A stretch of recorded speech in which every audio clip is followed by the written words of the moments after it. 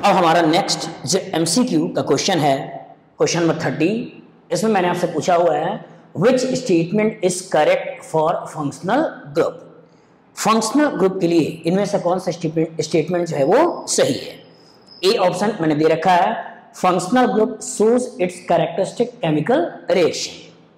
B, functional groups helps in nomenclature of organic compounds. C, functional groups serves to classify organic compound into different class or family. और D, all functional group have same physical properties. अब जरा सोचा जाए कि functional groups होते क्या हैं। Functional groups वो रिएक्शन की जगह होती हैं जहां पे आपको केमिकल रिएक्शन कराना होता है। जैसे अगर मैं बात करता हूं इस पर्टिकुलर कंपाउंड का, तो ये वो केमिकल रिएक्शन की साइट है। ये कार्बोक्सिलिक एसिड, कार्बोक्सिलिक एसिड वो रिएक्शन की साइट है जहां पर आपको केमिकल रिएक्शन कराना है।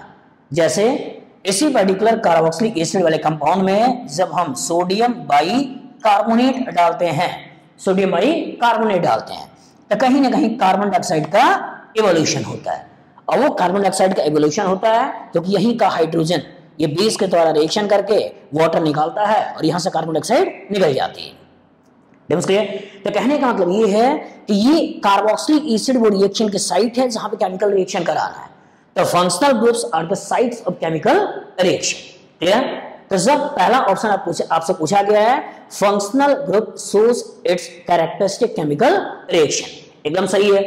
अगर हम बात करें कार्बोक्सिलिक एसिड, जब इस पर्टिकुलर में आपने सोडियम बाइकार्बोनेट का रिएक्शन कराया तो कार्बन डाइऑक्साइड निकला है।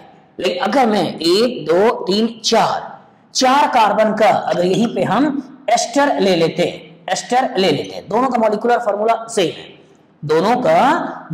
फार्मूला सेम है, लेकिन यहां पर COOC, यहां जो फंक्शनल ग्रुप है वो कौन सा है? एस्टर।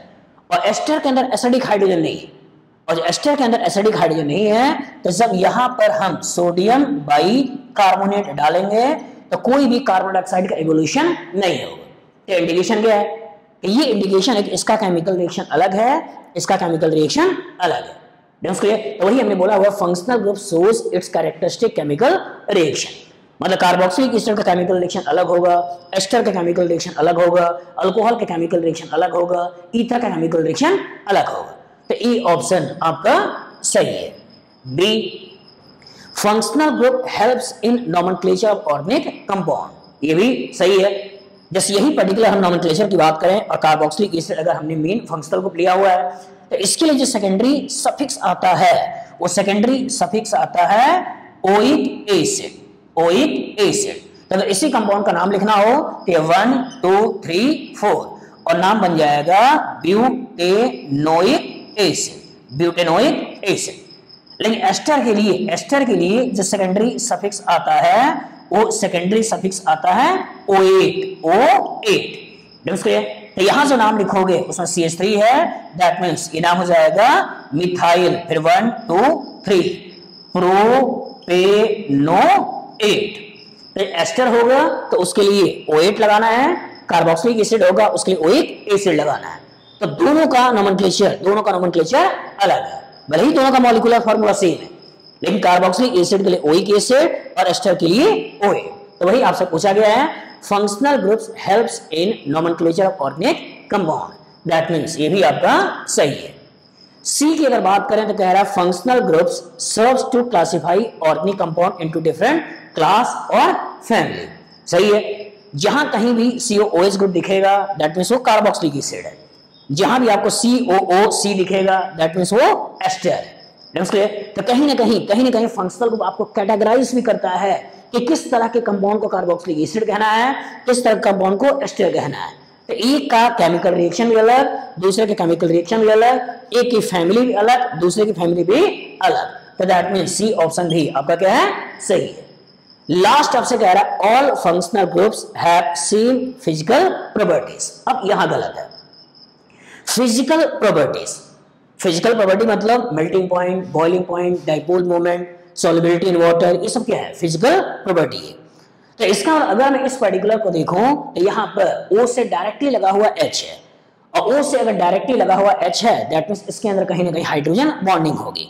लेकिन यहाँ पे देखें तो O से डायरेक्टली H लगा हुआ नहीं है, H लगा हुआ नहीं है, तो इस मॉलिक्यूल के अंदर हाइड्रोजन बॉन्डिंग नहीं होगी। और जो यहाँ पर हाइड्रोजन बॉन्डिंग होगी तो दैट मींस इसका मेल्टिंग पॉइंट, बॉइलिंग पॉइंट इसके मेल्टिंग पॉइंट, बॉइलिंग पॉइंट से अलग आएगा।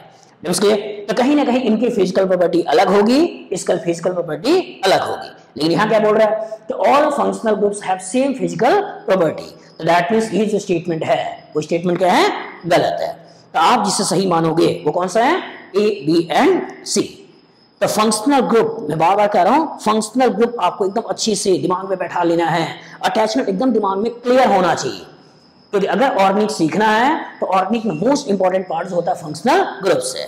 कि अगर अटैचमेंट आपके दिमाग में सही है तभी आप सोच पाओगे, किसे कार्बोक्सिलिक एसिड कहते हैं, किसे एस्टर कहते हैं, किसे ईथर कहते हैं, किसे अल्कोहल कहते हैं। क्योंकि अगर बच्चा कोई वर्ड दिमाग में लाता है, बच्चा अगर कोई वर्ड सुनता है तो दिमाग में पिक्चर बैठता है। अगर वो पिक्चर उसके दिमाग में सही बैठ गई दैट मींस चीजों को सही से कोरिलेट कर लेगा।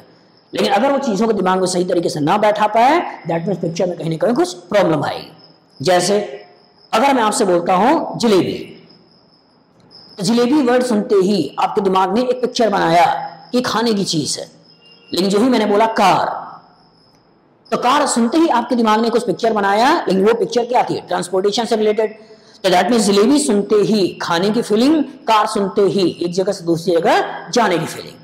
अगर ये फीलिंग ठीक है, प्रॉपर तरीके से दिमाग में है, तो आप प्रॉपर तरीके से चीजों को सही तरीके से डील कर पाओगे।